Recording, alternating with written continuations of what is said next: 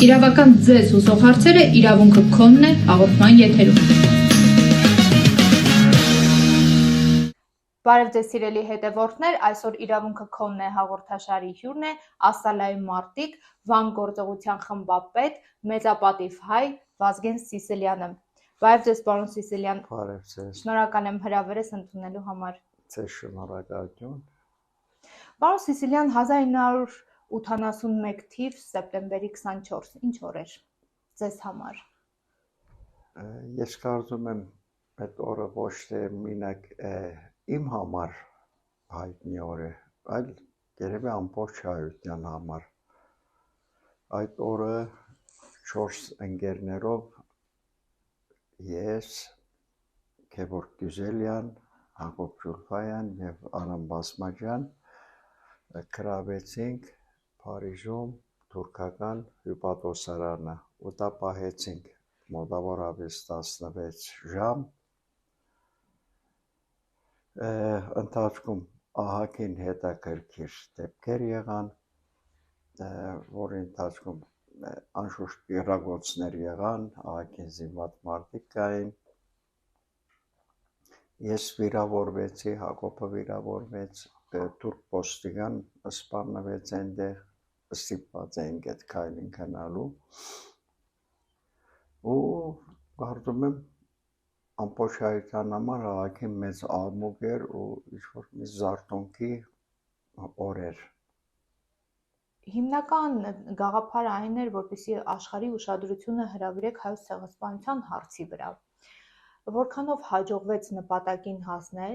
եւ կխնդրեի մի փոքր ներսում հյուպատոսանում տեղի ունեցող գործողությունների մասին ավելի մանրամասն ներկայացնեք, քանի որ տեղյակ եմ, որ 40 անձ, առնվազն 40 անձի համար զենք զինամթերք էր նախատեսված հյուպատոսարանում։ Աշխատակիցների մասին է խոսքը գնում։ Այդ մեկը ճիշտ էր, մենք այդ զենքերի քանակությունը իմացանք թատի ժամանակ, երբ որ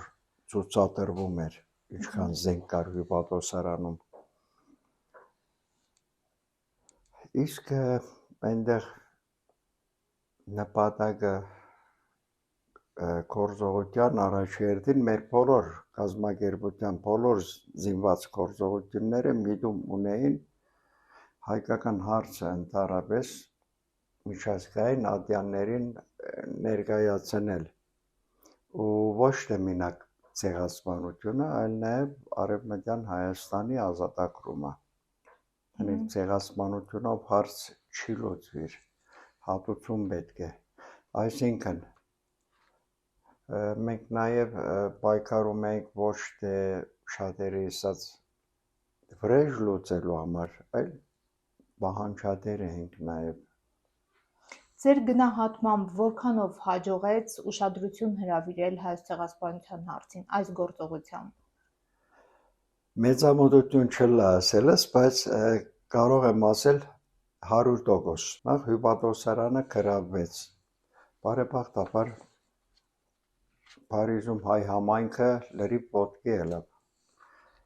Հետո արձագանքները բանդից հետո եւ այլն տեսանք Սպիրկում ինչքան աղմուկ էր բարձրացել ու կարելի է ասել, որ ամբողջ աշխարհի թերթերը, գլխավոր թերթերը հիմնականում առաջի էջերի վրա գրում էին այդ գործողության մասին։ Ու բարձրապես մենակ գործողության մասին գրելու փոխարեն, ասենք 4-5 տող այսպիսի դեպք է պատահել, սկսել էին բրբտել արխիվներից հանում էին ցեղասպանության փաստեր, ինչ-որ հարցեր եւ այլն։ Երկրորդ ասեմ, ընդհանրապես գործողությունները ոչ թե միտում ունեն միայն ցեղասպանության խնդիրը ճանաչել տալու կամ պահանջատիրության խնդիրը, այլ նաեւ խնդիր ունենք սփյուռքահայությունը արտնացնելու, ոտքի հանելու, այդ ինչ որ եղավ։ Դա էլ կարող եմ հանգիստ ասել, քանի մոտ 9 տարի առաջ երբ որ Եվրոպա գնացի, մարդիկ իրենք արտահայտվեցին այդ մեկը, այդ տարիներին 18-20 տարեկան երիտասարդ ասում է ես ֆրանսիացի է ապրում, բայց այդ օրվանից արդեն հայությունս վերականգնեցի եւ հայ եմ ապրում։ Այսինքն ձեզ հաջողվեց շատերի մոտ հայի գենը արթնացնել եւ փորձել մարդկանց ճիշտ ճանապարհի, ճիշտ ուղու վրա դնել ըստ էության։ Միանշանակ այդպես է։ Երկրորդ ասեմ, դա ոչ թե մենակ միտված էր հայերին, այլ նաեւ քուրդ եւ թուրք ժողովուրդներին։ Ինչի համար։ Ընդհանրապես մի տարի առաջ մեր գործողությունը սեպտեմբերի 12-ին 80 թվականին Թուրքիայում զինվորական հեղաշրջում եղավ, որտեղ հաստատվեց զինվորական խունտա, դիկտատորը։ Ու արդեն հալածում էին հենց թուրք եւ քուրդ հեղափոխականներին, որոնք թեմ էին։ Ու միլիոնով կարելի ասել ցերպակալվածներ, սպանվածներ, քնդակահարվածներ, փախստականներ կային։ Ով ցերպակալվեց, ով կարողացավ Եվրոպաներ փախել, փախավ։ Դրա համար գործողության բահանջները հետևյալն էին։ Առաջի հերթին առաջի երկու հոգևորականի ազատ արձակելը Թուրքիայի բանդերից, բոլոր հայ քաղաքական բանդարգալների ազատ արձակվելը պահանջեցինք, 5 քուրդ եւ 5 թուրք քաղ բանդարգալի ազատ արձակվելը, դա էլ կարող եմ ասել, որ սիմվոլիկ էր, որը իր հետևանքները տվեց։ Այդ Եվրոպայում այդ թուրքերն ու քուրդերը, որոնք փախած էին այնտեղից, հիմնականում ցախակոմյան ուժերը, լրիվ մեր կողմն էին։ Այսինքն նույնիսկ այդ ցույցերին մասնակցում էին։ Ինչ կվերաբերի հայերին, հենց մենք գործողության ժամանակ մենք հյուպատոսարանի ներսն էինք, հայ համանքը արդեն փողոքի ցույցի ելած էր մոտ 2000 մարդով, անշուշտ մյուս կողմը թուրքերն էլ կային, հակառակ կողմը, ահագին կռիվներ եղած են փողոցային, թանակով իրար արված էլ եւ այլն, ճիշտ է, գրիվեր, վիրավորներ կային, բաներ կային, բայց այդ զարթոնքի հետևանք է, դա շատ լավ եղավ, մանավանդ այդ քրդերն ու թուրքերը նաեւ, ինչի՞ չէ, նաեւ այնտեղ մեր բանջների մեջ կար մշակութային բանջներ։ Ինչպիսիք էին։ Արևմտյան Հայաստանում հայկական մշակութային կոթողների պաշտպանությունը, որը այդ խունտայի, այդ զինվորական խունտայի միջոցներով արդեն դարձել էին տնտանոթային թիրախ վարժությունների ու կրծանք հասնել դրան։ Պարոն Սիսիլյան, փաստացի ոչ միայն բարոյական ազգային խաղաքարերով եք խաղացել, հա, դիրքավորվել, այլ նաև քաղաքական, աշխարհաքաղաքական ես կասեի, որը բավական լավ հաջողվել է։ Հոգևորականներին ազատ արձակեցին, այո։ Այո։ Որքան ժամանակ հետո։ Առաջի հոգևորականը Հրանտ Գյուզելյան նույնիսկ հասցրեց մեր դատավարության ժամանակ ներկա գալ ու վկայություն տալ։ Ինչպիսի վկայություն։ Շատ հետաքրքիր է։ Իր փանդարգության պատճառների մասին ասեց, հիմնական շեշտը դրեց, որ ինքը հայ ելնալու համար դատապարտված է, հայկական լեզուն սովորացնելու համար դատապարտված է։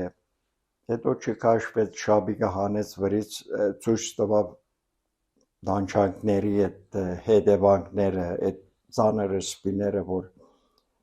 անազատության մեջ էին այդ ժամանակ, այո։ Ու շնորհիվ մեզ այդ մարդը բանդից դուրս եկավ, իսկ Մանվել Երգատյանը վարդապետ ահագին հետո բանդից ազատ արձակվեց, դե այդ մեկը փողոքական համայնքի պատվելի էր, երևի ավելի շուտ արձագանքեց փողոքական համայնքը, իսկ Մանվել Երգատյանինը կարծեմ մի քիչ ավելի ծանր էր իր այդ փանդարգության պայմանները, դրա համար ավելի երկար դեպեց ես բախտ ունեցա այդ մարդու հետ ծանոթանալու, բայց Հայաստանում արդեն։ Մանվել Երգատյանին, այո, այսօր մահացել է, չի գա ինքը, նահակին այդ փանդարգությունը, Թուրքիայի փանդարգությունը տեսնողը հաստատ մի քանի հիվանդություն կունենա, մի քանի տասնյակ։ Այսինքն ակնհայտ կտանքների են ենթարկել Այդ մարդը փանդեն դուրս եկած ադենը Հրանտ Գյուզելյանը փանդից դուրս եկեր 8 ամիս 1 տարի առաջ ու հետքերը թեր գրնագի վրա կային։ Մենք իհարկե բանտային պայմաններին, փարիզյան բանտերին անդրադարձ կկատարենք, բայց հերթականությամբ հարցը քննարկենք, ինչպիսի մեղադրանք ձեզ առաջադրվեց։ Ընդունեցիք անմիջապես մեղադրանքը, թե փորձեց պաշտպանական թիմը որևէ կերպով մեղմացնել պատժի չափը։ Ուրեմն նախ հոգեբանը այնտեղ, որ անպայման պետք է նման դեպքերին մարդկանց մոտենա, իրենց հոգեկան վիճակը ստուգե, իր տեղեկությունը տա դատարանին, ասեն հարցակրնող դատավորին։ Այո, ներողություն եմ խնդրում ընդհատման համար, փորձաքննություն են նշանակել։ Այո, հոգեկան փորձաքննություն, ու այդ մարդը 1-2 անգամ մեր հետ խոսել են, ետքը բերեք ասեց, երիտասարդ եք, ուզեք մեղմացուցիչ հանգամանքներով գրեմ, որ Լիբանանի պատերազմը ծեր վրա ազդել է եւ այլն, կարող է մի քիչ ավելի մեղմանա, ասենք չէ։ Լիբանանի պատերազմը այս բարակային մեզ մինակ զենքի գիտելիքը տված է, փորձը տված է, մնացած արդեն խաղապարի խնդիր է։ Ու մերժեցինք իր առաջարկը, անշուշտ շնորհակալություն ասենք առաջարկի համար, բայց մեղմացուցիչ հանգամանքներ չենք ուզում, մենք 100%-ով գիտակցված այդ քայլին ենք գնացել։ Նույնը արվեց փաստաբանների հետ։ Ովքեր էին փաստաբանները, խնդրում եմ անուններ հնչեցնեք, նաև հասարակությանն էլ է շատ հետաքրքիր հասկանալու համար, թե նման իրական հերոսներին ովքեր են համարձակություն ունեցել պաշտպանել իրավական առումով, չէ՞ որ նաև կարող էին նրանք հետապնդումների ենթարկվել թուրքական իշխանությունների կողմից։ Առաջի գամավոր փաստաբանը, որ ես վիրավոր ժամանակ հիվանդանոցում էի, 5 օր կոմայի մեջ էի, 6-րդ օրը որ զարթնեցի, Փատրիկ Դևեջյանն էր նստած այդ սենյակում, չէի ճանաչում այդ մարդուն եւ չէի գիտեր, որ ինքը Ժակ Շիրակի ժամանակ եղած է 2-րդ մարդը Ֆրանսիայի։ Ինքը գամավոր եկեր էր, առաջինը Փատրիկ Դևեջյանը, որ դժբախտաբար այդ COVID-ի ժամանակ մահացավ, ասին փանդարգությունն 30 տարի հետո մեր առաջի հանդիպումը եղավ եւ ոնց որ վերջինը։ Ռաֆի Փեշտիմաջյան, որ մինչև այսօր կա։ Որտեղ է գործունեություն ծավալում։ Ֆրանսիայում, բոլորը Ֆրանսիայից։ Էմիլ Ասլանյան, որ կարծեմ նոր է մահացած է։ 1-2 ուրիշ հայ փաստաբաններ ալկային ու մի ամբողջական ֆրանսիացիներու խումբ փաստաբաններ, որոնք արդեն բարձրադրվում էին, բայց սիմվոլիկ գումարով։ Կարելի է ասել գամավորական նորից եկած էին, որ Ֆրանսիայում շատ հայտնի իրավաբան եղած է։ Ուրեմն այդ խորհուրդը նաև մեզ առաջարկեց ինչպես պետք է պաշտպանենք մեղմացուցիչ համակ պատճառներ գտնենք եւ այլն, նորեն Լիբանանի պատերազմը, ասենք ժողովուրդ 25 տարի է, 25 տարի մենք պիտի փանդարգվենք, դուք խնդիր չունեք, մենք պիտի թադիկանանք հարցակողական ռազմավարությամբ։ Մենք խնդիր ունենք, այդ խնդիրը լուծելու է, գերենք ինչքան հնարավոր է, այնպես որ դուք պատրաստ եղեք այդ հարցակողական քաղաքականությանը, ու այդպես եղավ։ այդպես եղավ։ Կարող եմ ասել, թադարանում այդ ինչքան թուրք վգա եկավ, մի քանի հոգի են ընդամենը այդ 60 պատանտներից ու փոխ հյուբատոսը, որ վիրավորված էր, վախենում էին մեր աչքերին նայեն։ Ես չեմ կարծեր, որ այդ մտավախությունը ունեին այդ մարդիկ։ Ի վերջո փաստաբաններ էին։ Ի վերջո իրենք լավ հոտարություն ունեն, գիտեն ինչ մեծ թաթ որ լինի, դա նաև իրենց օֆիսի օգուտն է։ Հանրային հնչեղություն ունեցող գործեր էին։ Այո։ Հետո չմոռանանք ահաբեկչական կամ ոչ, թատարանում առաջի օրեն թատավորը հայտարարեց, այստեղ ահաբեկիչ բառը չհնչեք։ Ինչով էր պայմանավորված դատանի այդ ձևակերպումը։ Ինչ եք կարծում։ Ես կարծում եմ, որ մեր հարցակնության հետևանքն էր, մեր նյութերի հետևանքն էր, մեր խոսածների հետևանքն էր, եւ ընդհանրապես ես կարող եմ ասել, եթե մենք այդ արդյունքին հասանք մինակ, դա իմ կարծիքն է, մեկ նպատակով, նախ մտնելով հյուպատոսարան, աշխարհը իմանալով հայի, թուրքի, այդպես ծայրահեղ հարաբերությունները, մենք ոչ մի ավելորդ դրսևորում չունեցանք թուրքերի դեմ։ Ոչ կոպիտ խոսիլ, ոչ հայել, ոչ բան, եւ այլն, իրենք կոպտում էին մեկ-մեկ, բայց մենք ասում ենք հիմա դուք պատանտեք, հանգիստ նստեք, մեր խնդիրը դուք չեք։ Մենք հարց ունենք ձեր իշխանությունների հետ։ Ու սա առաջի հերթին, այնտեղ սպանություն մեկ եղավ, եթե 2-3 լար իրավիճակը փոխվելու էր, սա մեկ։ Երկրորդը, ամբողջ հայության ոտքի ելնելն էր, հիմնականը Ֆրանսիայում, քանի որ դեպքը Ֆրանսիայում է եղել, այնտեղ արդեն հայությունը չասեցին ինքը ինչ կուսակցության, ինչ կազմակերպության է պատկանում, մեկ մարդու նման ոտքի ելան պաշտպանեցին այդ գործողությունը։ Ու վերջում հաղթանակը եղավ մեր բոլորին, այսինքն մեր ժողովրդի փարոյական հաղթանակը եղավ եւ այդ զարթոնքը մեր համար բադիժի շատ քիչ ըլլալը։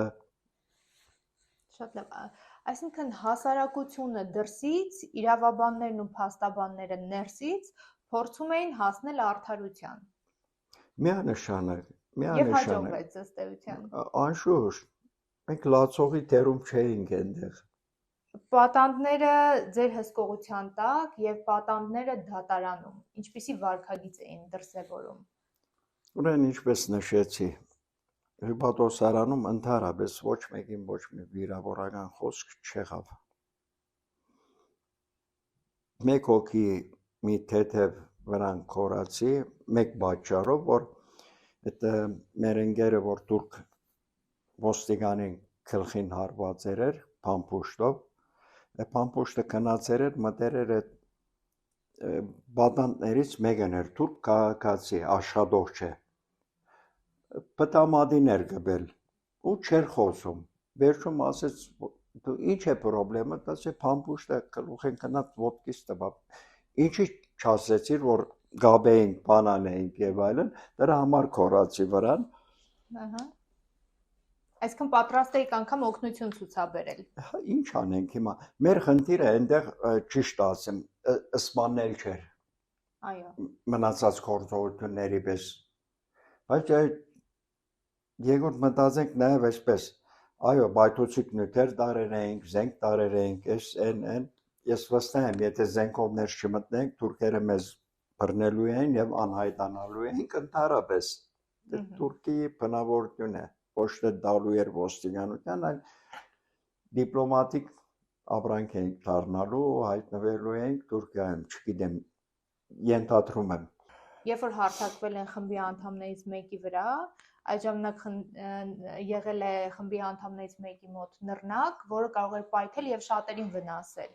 Փաստորեն դուք կանխել եք այդ Ճիշտ գործողությունը։ է, ստիպված եղանք այդ մեկ հոգին, դե ոստիկան էր նախ իր բարդականությունը իր կատարեր, բայց ելնելով ընդհանուր իրավիճակից ստիպված էինք այդ ոստիկանին սպանել, որ եթե ինքը վնասեր իմ ընկերոջ, այդ ցերնարումբը պիտի ընկներ, բայթեր, մենք էլ մնացած ռումբերը բայթեցնեինք ու այնտեղ ամեն ինչ ավարտվեր ու գերեւի մի այդ 60 բադանտներից մի 40-50-ը գզողվեին ու չեմ կարծեր, որ այս գործողությունը իր այդ քաղաքական իմաստը կունենար։ Պարոն Սիսիլյան, խոսենք ձերբակալությունից։ Ինչպիսի պայմաններում եք պահվում, վարչակազմը, անազատության մեջ ինչպես էր վերաբերվում ձեզ։ Նախ սկսեմ սրանից, քանի որ ես վիրավոր վիճակով ավելի շուտ դուրս ելա, քան մյուս ընկերները, հետո Հակոբը վիրավոր, երկրորդ վիրավորը ինքն էլ դուրս եկավ, վերջում տղեկը պատմեցին, որ նախ ոստիկանապետը կոմիսար Բրուսար, որը շատ հայտնի էր Եվրոպայով մեկ, Ինչով էր հայտնի։ ինքը հակագանգստերական խումբերի չեզոքացնող բրիգադի շեֆն էր։ Այդպես եղավ, որ այստեղ մի հատ ժուրնալիստ Ֆրանսուի գնգայել ծանոթացա, եկեր էր հարցազրույցի, ասեց ես Բրուսարի տղուն եմ ճանաչում։ Ասի ողջ է այդ մարդը, ասեց հա։ Այսինքն ազատության մեջ արդեն հարցազրույց տալու ժամանակ, Ահա։ Ասեց հա, հիմա զանգ եմ եւ այլն, ասի չէ, կարիքը չկա, բայց մեր կողմեն կփարևես անվայր։ Այդ մարդը նկար էր ուղարկել, մի հատ կոմիսարիատի թիմած։ Հուսամ որպես սպառնալիք չի գալել այդ նկարը։ Չէ, նորմալ։ Շատ նորմալ անձնավորություն էր, ինչի համար եմ շեշտում այդ մեկը։ Մեր գործողությունը առաջին քաղաքականացնողը ինքը եղավ։ Ահա։ Դղեկը, որ արդեն հացնվեցին, զենքերը տվին։ Ու նույնիսկ այդ թուրք բադանտները իրենք առաջարկեցին, որ դղեկ դուրս պիտի գաք։ Ես ոստիկանները կարող է գեղդոտ խաղի մեջ գցեն քեզ, գրագեն, չգիտեմ ինչ անեն, շրջապատենք ցես, ապահով, հենց թուրքը։ Երբ որ դղեկը դուրս եկան, այս կոմիսարը մոտեցավ, որ պետք է ինքը ձերբակալ է, նախ ցերնվեց դղեկի հետ, ասեց ես զինվոր եմ, դուք զինվոր եք, ես ձեր հետ խնդիր չունեմ, իմ գործն եմ անում, արդեն մեր գործողությունը քաղաքականացված էր։ Գնացինք Փանդ, սկիզբը առանցին էինք։ Առանձին խցերում էիք պահ։ Հա, այդ մեկ-մեկուկես ամիսը իսկապես դժվար էր, անկախ Ֆրանսայում ես թե ոչ, Փանդ է։ Արդյոք բանտը կարող էր ընկճել կամ դժվարություն ստեղծել ձեզ համար։ Կարող էր, ինչի՞ չէ, եթե ուզեին, այո, կարող էր։ Օրինակ ես մի հատ բաժան Փանդում էի, Փարիզի կենտրոնում, որտեղ երկրորդ համաշխարհային պատերազմի այդ ընդդիմադիրների խմբեր, թիմադրողականների ավելի շիշտ Միսակ Մանուշյան եւ ընկերներ ցերպակալվում էին, դարվում էին այդ բանդերը ու ասում էին վաղը քննարկվելու է, այդ մարդը բադի վրա իր քննարկվելու թվականներ նշում, այդպիսի սենյակներ էին դրել մեզ ու շատ հիմ բանդ է ինքը, ասեմ, Նապոլեոնի օրերեն եղած բանդեր են։ Գերեւի փորձում էին մեր վրա այդ հոգեբանական ճնշում, բայց ես ասեմ, մի բանից նեղվեր էի։ Ինչի՞ց, պարոն Սիսիլյան։ Հուզվեր էի, որ այլևս Հայաստան չեմ կարողանալու կամ երբեք չեմ եղած, չեմ տեսնելու, քանի Սովետ միությունը հաստատ կարգիլ էին ինձ, միանշանակ կարգիլ էին ու մտահոգությունս էր Մասիս ծառը տեսնելը, այդ որ այս օրերին մարդիկ ասում են մերը չէ, մենակ դխրությունս էդ եղավ այդ բանդում,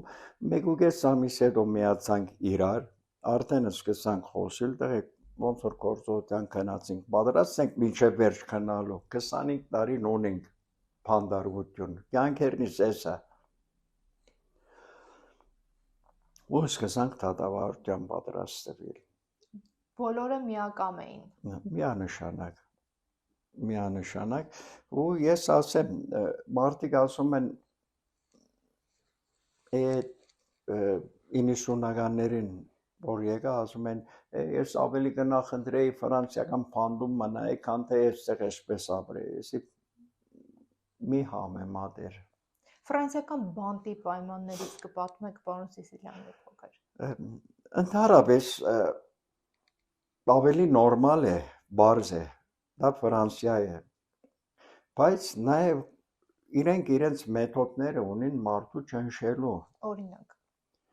Հոգեբանական ճնշում, օրինակ մեր 4-րդ ընկերը ինքնասպան եղավ փանդում։ Այսինքն դրթեցին, հագեցին ինքնասպան։ Քաղտնի սպասարկությունները աշխատեցին եւ այլն, դա այդտեղ գարձես է ծրագիր կար մեր այդպես ազնվությունը, մեր մաքրությունը, մեր իրավացությունը ճնշելու խնդրեմ էր իրենց համար, որ մարդիկ մեզ ընդունում էին։ Ձեր կամքը փորձում էին կոտրել։ Ուզում էին մեզ ներկայացնել պատերազմ պես ածկերտոտ, արյունախոմ, չգիտեմ ինչ մարդիկ։ Փորձում էին։ Մեր անունը սևացնել, քանի իսկապես Ֆրանսիայում զարթոնք էր ահավոր։ Մինչև ես վերջերս Ֆրանսիայում մի հատ ընկեր ունիմ եկած է, WhatsApp-ով իրար գրում ենք եւ այլն, ես վերջում այդ հաղթանակի նշանն է անում, ասում են հաղթանակի նշանը մեջից է դուրս չի գալիս այդ օրվանից, 81 թվականից, այնպես որ մարդկանց մոտ ահագին բան եղած է։ Հետո փանդերը մենք ինչով ենք լավ զգում։ Լավ ենք զգում, քանի ժողովուրդը մեր կողքին էր։ Մենք ընդհանրապես ճնշված չզգացինք փանդում, անկեղծ ասեմ։ Հետո հացաթուլ արեցինք 10 օրով, պահանջներ ներկայացրինք, այդ պահանջները իրականացվեցին։ Ինչպիսի պահանջներ։ 11 գետ ունեինք, ստանալ հայկական քիրքեր ու թերթեր, իրավունք ունենանք, ռադիոյի հեռուստացույցի, ու այդ փանդային դարազը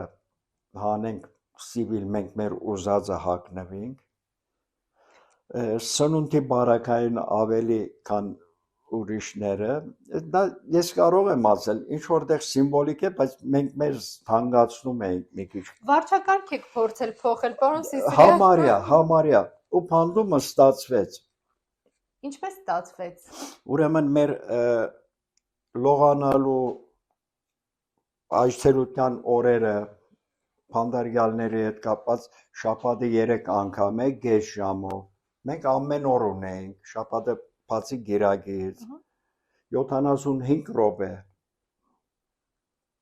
ու ազատ հանդիպում առանց աբագի, առանց բանի։ Այսինքն տեսակցությունները տան անդամների հետ բաց էր, տեսակցությունները, հեռահաղորդակցման մեթոդները, նամակներ գրելու հնարավորություն կար, թե չէ։ Կար, էդ կար, ամեն ինչ կար, այդ բոլորը կար, այդ 11 կետերի մեջ էր մտնում այդ ամեն ինչը, ազատ դուրսի հետ շփվելու մոմենտը, հաշուշտ հեռուստացույցը մենք չուզեցինք սկիզբը։ Այսինքն սկզբից տեսակցությունը տան անդամների հետ, նամակագրությունը արգելված է եղել 11 կետերի։ Այդ առաջի ամիսը, առաջի 2 ամիսը այդպես էր։ Հետո կարգավորվեց, մեր պահանջները իրականացվեցին։ Այդ ամեն ինչ փոխվեց, իրենք ստիպված եղան ամբողջ ֆրանսիական բանդերի օրենքը փոխել, որ մեզ բավարարեն, այսինքն բոլոր բանդարգյալներին թույլ տրվեց սիվիլ հագնվել բանդի ներսում, ու մեր նոր տարվա հետ կապված կամ բոյը մեկ ադեն թրսից այդպես հին հայերենով ասած փասիլկա ստանալու մոմենտները եւ այլն, այդ բոլորը ստացվեց, Այդպես եղավ։ Մենք ավելի շատ ոչ թե ինչ որ բանի համար ուզում ենք, այլ իսկապես ուզում ենք ամեն ինչ քաղաքականացնել եւ հասանք դրան։ Եվ ինչի՞ չէ, ամենակարևորը պահանջեցինք ֆրանսերենի ուսուցիչ։ Շատ կարևոր հանգամանք է։ Ուզում էինք ֆրանսերեն մենք սովորեինք, որ փադի ժամանակ ոչ թե թարգմանիչի միջոցով արտահայտվենք, այլ ուղղակի հարցերին մենք պատասխանենք։ Էֆեկտը լրիվ ուրիշ է։ Մենք տեսանք Թադարանում թուրք վգան Աթայով, որը եղած է ժամանակին նախարար Թուրքիայում, եղած է Անկարայի մեծ պետական համալսարանի ռեկտոր եւ այլն, այդ մարդը որպես վկա եկած էր մեր թեմ Թուրքիայի կողմից։ Ու այդ մարդը խոսում էր թարգմանիչի միջոցով։ Ու այդ մարդում վարյանը մեկ թադավորը սասնում էր, որ կարճ կապե հերիք է եւ այլն։ Ու իր մոտ գարձես այդ իր ելույթը հակահայկական, այսին ցեղասպանության ժխտողականություն եւ այլն չստացվեց։ Մենք արդեն իմացանք, որ մենք ճիշտ եղավ, որ մենք ֆրանսերեն սովորեցինք ու մենք սկսանք արտահայտվել։ Ու սկսեցիք արդեն ավելի հայաֆիկացված ելույթները իրենց լեզվով։ Միանշանակ։ Օրինակ Թադավորը միտեղ հարց տվավ, ինչի համար անում եք այս գործողությունները։ Թադավորին մեր պատասխանը եղավ, օրինակ, ասենք Արարատ լերի անունը որ լսես մտքիցս ինչ կգա, ասում է հայ ժողովուրդը։ Ասում եմ Արարատ լեր այսօր քերի է թուրքերի ցերկը, թուրքական սահման է։ Մարդը երկու ցերկերով սենց արեց հասկացա։ Էլ ինչ բացատրես։ Հասկանալի է։ Կրթվելը, ինքնակրթվելը, զարգանալը դիտարկում էին որպես ձեր իրավունք, թե արտոնություն, որը պարզապես տրամադրում են այդ պահին ձեզ։ Արտոնություն, հացադուլի հետևանքով։ Դա արտոնություն էր։ Ու վերջում ինչի՞ չէ, այդ մեր տասախոսը, պրոֆեսորը Ալեն Կուտուրիե, չգիտեմ այսօր ողջ է, թե ոչ է, ժամանակ արդեն 50 անց մարդ էր։ Մեզ է շատ մոտիկացավ, ինքը շաբաթը 2 անգամ պետք է կարդասավանդելու, համարյա 4-5 անգամ գալիս էր։ Ասում է հաճելի է ձեզ զրուցել, խոսել։ Ինչ թեմաներից էիք խոսում, պարոն Սիսիլյան։ Լեզվի մասին էինք խոսում, քաղաքական թեմաներ էինք խոսում։ Դե ինքը այդ մարդը նաև քանի որ Սորբոն համալսարանի պրոֆեսոր էր, ինքը գիտեր ինչպես հրամցնել լեզուն։ Ավելի մաչելի արագ որպեսզի սովորեք։ Ահագին խոսում էինք, մենք խոսում էինք, ինքը խոսում էր, հարցեր դրվում էր, մենք հարցեր էինք տալիս, այդպես ավելի շատ շփում էր, քան դասավանդում կամ ինչ-որ բան։ Վերջում արդեն մեր 4-րդ տարին էր, ինքը մեզ առաջարկեց, տղեկ եկեք քննություն անցնենք դիպլոմային եւ այլն, ասենք կարիքը չի գա, նույնիսկ դատավարությունն հետո ասենք կարող ես չի գալ, եթե նեղվում ես, ասավ չէ, հաճելի է, լավ է, ես էլ սովորում եմ, հիմա չեմ հիշում ինչ, բայց ահագին հարցերի մասին էինք խոսում, հարցեր էինք տալիս, ինչ է նշանակում, այս ինչ նախադասությունը կամ այդ ինչ բառը, քնում էր, բրբդում էր, ինչը ինչոց է եւ այլն։ Ասես տղեկ խնդիրը դիպլոմը չէ, պարզակույն կրթություն ունենաք, այդ դիպլոմը ունենաք, ես էլ կօգնեմ ձեզ անշուշտ, որ ունենաք, 6 ամիս պատիժեն կկրճատվի, իսկ վերջին 1 տարվա համար 6 ամիս ահագին ժամանակ էր։ Ըստ էության ձեզ 7 տարի էին դատապարտել, սակայն դուք պատիժը գրեցիք 5 տարի։ Քանի որ ֆրանսիական բանդերում ամեն 12 ամիսը հաշվում են 15 ամիս, վրան էլ ես 6 ամիսը, մոտավորապես 4 տարի 9-10 ամիս մնացինք բանդում ու դուրս եկանք։ Իսկ մենք սպասում էինք ծմահ բանդարգություն։ Պատրաստ էիք հոգեբանորեն։ Միանշանակ։ Երիտասարդությունը, կյանքը, ապագան դնել նժարին հանուն հայության եւ հանուն արդարության։ Երբ որ պայքարում ես, ուրեմն պիտի պայքարես։ Միջև վերջ։ Մինչև վերջ, մինչև այսօր, ինչի՞ չէ։ Վստահ եմ, որ նույն տրամաբանությամբ նաև ձեր պաշտպանական թիմն է առաջնորդվել, նրանց համար մեծ պատիվ է եղել ձեր նման իրական հայրենիներին, իրական ուժեղներին պաշտպանելու հարցը։ Եվ այդպես էլ եղավ, ուրեմն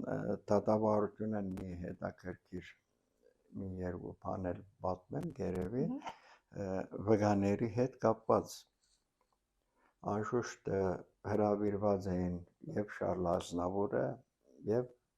Աշոտ Մալակյանը, Հանրի Վերնոյի հայտնի ֆրանսահայ ռեժիսորը։ Երկուքն ալ չգրցան ներկայանալ, երկուքն էլ Ֆրանսիայում չէին։ Աշոտ Մալակյանն էլ մի փոքր հերակիր ուղարկեց դատարան, որը կարդացվեց,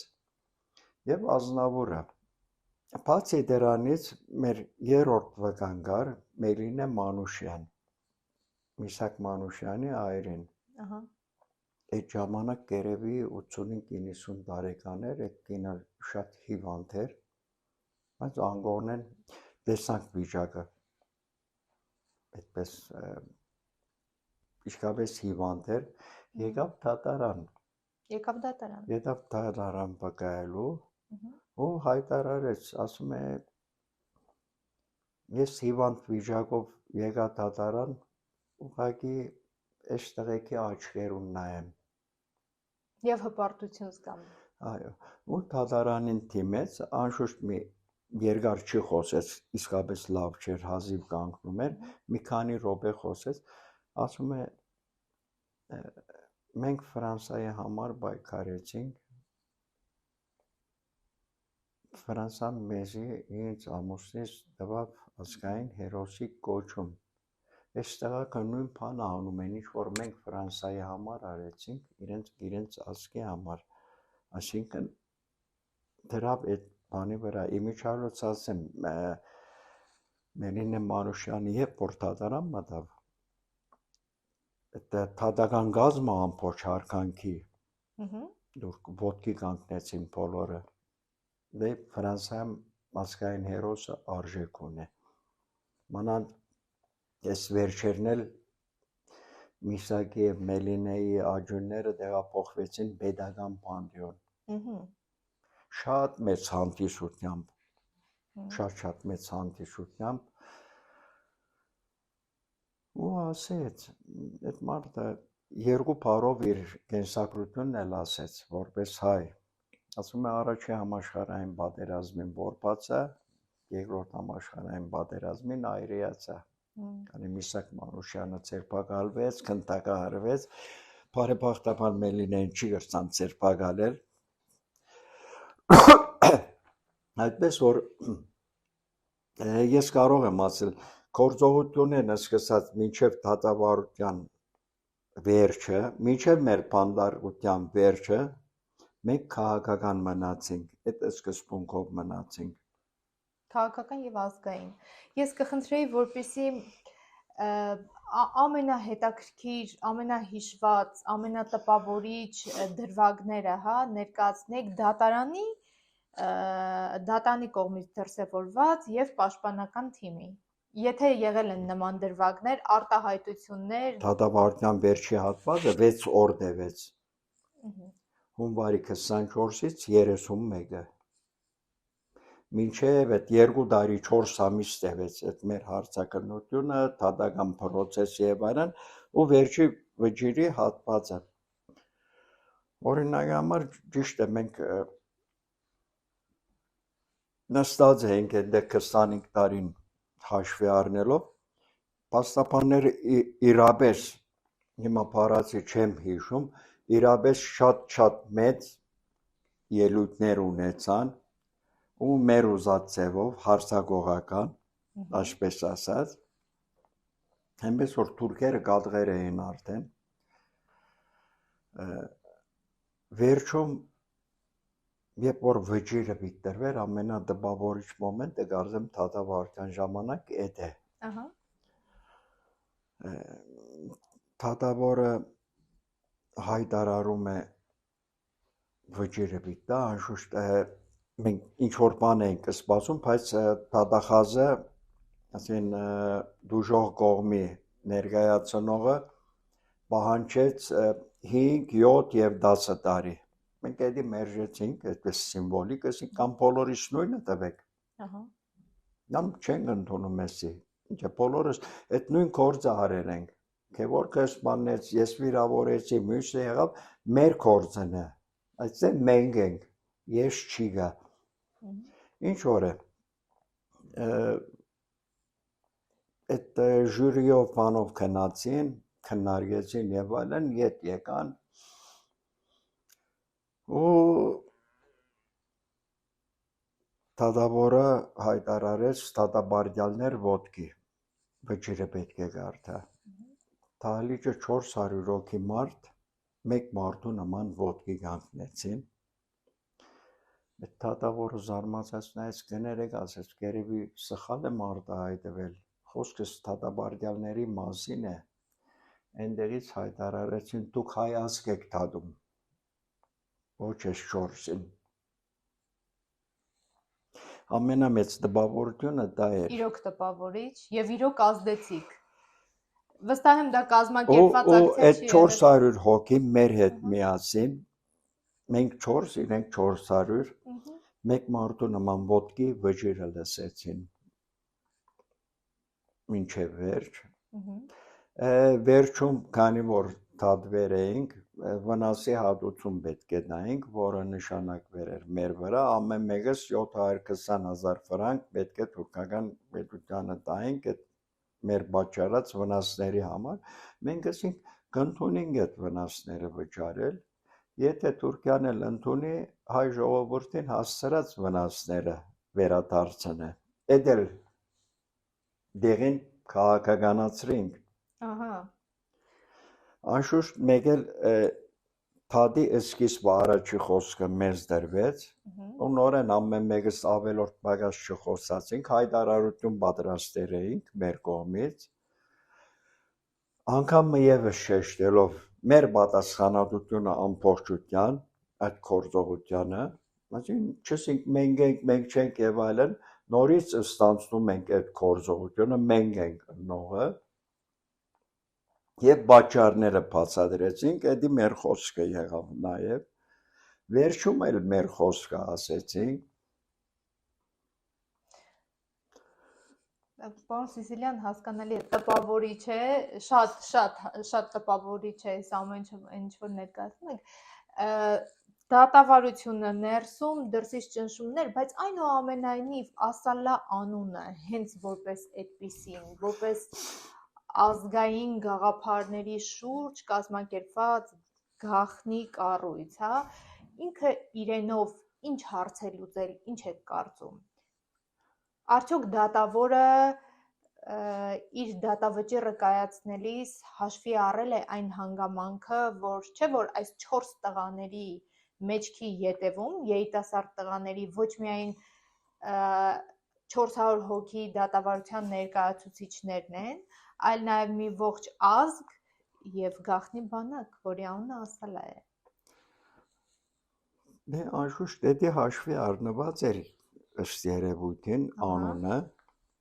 բայց նաև մի հանգամանք էլ հիշեմ, որ այդ 83 թվականին Օրլիի գործողությունը եղել էր եւ այդտեղ մի քիչ ավելի ծանր էր վնասները ու տզող կար, օդանավակայանի բայթունը 3 ընկեր ցերպակալված են, սկիզբը 60 էր, բայց վերջում մնացին 3-ը։ Մտածեցինք մեր վրա շատ ավելի ծանր նստելու է այդ բոլորը, բայց այդպես չեղավ։ Էդ էլ չաստեց։ Այդ տղեկին լավ ծանոթ եմ, արդեն մեկը մահացած է, մյուսը Հայաստանում է, երրորդը Ֆրանսիայում է։ Այն ժամանակահատվածում, երբ որ դուք ազատազրկման ենթարկվեցիք, եւ մինչեւ ազատ արձակվելը, ասալան որևէ հայտարարությամբ հանդես եկել է։ Անշուշտ։ Ինչպիսի կոնտեքստով։ Մեր հացաթուլի ժամանակ քանի տեղ ռումբեր պայթած էր նաեւ սադար կանգնելու համար, Բայց մարդկային վնասներ չի եղել, ուղղակի հայտարարություններ եւ այլն։ Անշուշտ կազմակերպությունը կորձողության օրվանից արդեն իր հայտարարությունը արել էր ու անում էր, միշտ անում էր։ Այնպես որ լրաց չէր, իսկ այսօրվա դրությամբ կարող եմ ասել, որ դա իմ կարծիքն է ընդհանրապես, նման կորձողություններ այսօր ոչ թե իմաստ չունեն, այլ ժամանակը չէ, կարող է այդ գործողությունները հակառակ ազդեցություն ունենան այսօր համաշխարհային այդ քաղաքական իրավիճակեն ելնելով։ Բայց այս վերջին անգամ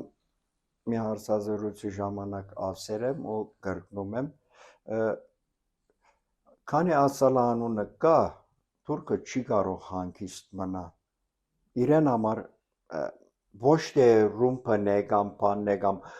մադեմ թափ տալիս կամ ազդարարում եմ, այլ այդ խաղապարն է, որ իրենց ինչ-որ միտեղ բան է անում այդպես կատղացնում է։ Նաև սարսափի մեջ է պահում։ Այո, այդ անունը արդեն իրեն համար ինչ-որ վտանգավոր է դարել, քանի խաղապար է գրում, ոչ թե ռումբ կամ զենք։ Պարոն Սիսիլյան, խոսեցինք Շարլ Ազնավուրի եւ մյուս հայտնիների մասին, ովքեր իրենց աջակցությունն են ձեզ ցուցաբերել, կխնդրեի, որպեսզի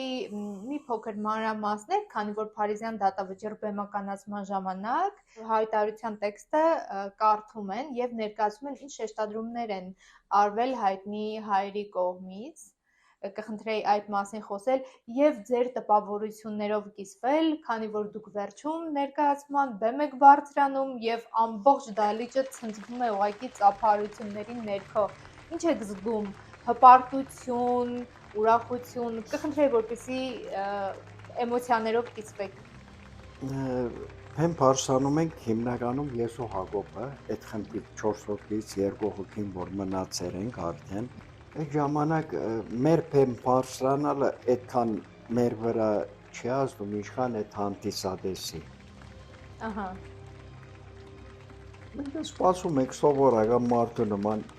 հետնում ենք, ծափում ենք, այդ մեր հաղթանակի նշանը անում ենք։ Ու ես կարծում եմ, որ ինչ-որ մի բան փոխանցում ենք հանդիսադեսին, պայքարի խաղապարը, հույսի խաղապարը։ Ընդհանրապես չենք գնում այնտեղ փենք բարձրանանք, մենք մեզ ցուցադրենք, գնում ենք այդ երիտասարդությունը ոգևորելու։ Իմիջիալոց ասեմ, որ այդ ներկայացումը չեմ ուզում ռեկլամ լինի։ 2015 թվականին բեմադրվեց Բերջ Զեյթունցյանի աշխատանքներով քրքի հիման վրա, ինքը բեմականացրեց, Արմեն Խանդիկյանը բեմադրեց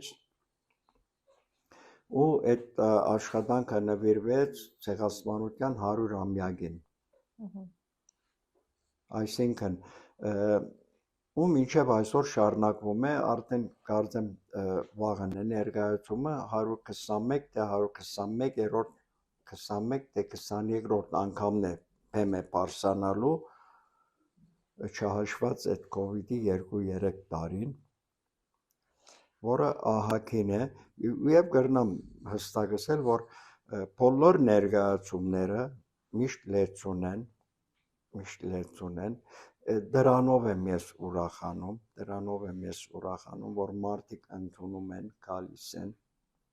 եւ փորձում են նման ձևով հայրենասեր մարդկանց հետքերով շարժվել միանշանակ ու ես կարող եմ արդեն վերջապես ասել Վան գործողությունը հիպատոսարանը գրավելով իրականացրեց ու հաջողցրեց զինվորական գործողությունը դատավարությունով 7 տարի դատվելով մենք իրականացրինք իրավական կողմը մեր գործողության իսկ այս ներկայացումով արդեն մշակութային կողմը այսինքն բոլոր ճակատներում մենք հաղթեցինք մնաց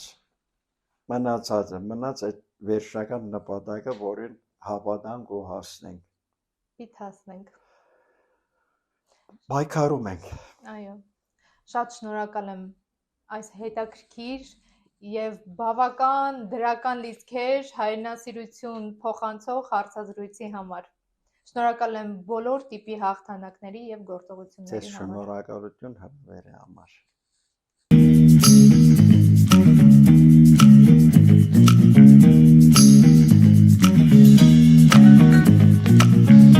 Իրավական ձեզ հուսող հարցերը իրավունքը քոնն է հաղորդման եթերում։